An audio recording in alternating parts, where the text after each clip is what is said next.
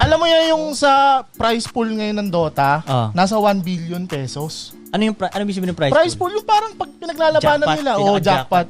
Magkano? 1 billion pesos pag kinonvert mo. Sa isip-isip ko, yan kung di mo pinigilan mag-Dota. Yan na talaga, yaman na natin. Totoo lang. Totoo. Sinasabi mo sa mama mo? Ngayon sinasabi ko kay mama ngayon, sabi sa iyo, May. Ano sabi ng mama mo? Sabi sa iyo, kung di mo pinigilan mag-Dota, kaya yung anak ko ngayon, tangina kahit anong gawin mo, suportahan kita. Ano sinasabi ng mama mo? Wala yan, Dota ka. Sabi ko, ma, mga kasabay ko maglaro, nasa ibang bansa naglalaro. Isipin mo, kasabayan mo lang yung iba dun, no?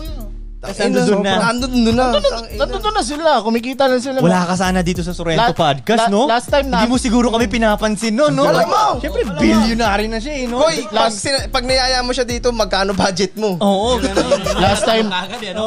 Last time nauwi ng mga Pinoy na kasali dun sa tournament, nasa 20 million pesos. Fuck. Nagdodota ka lang, pre.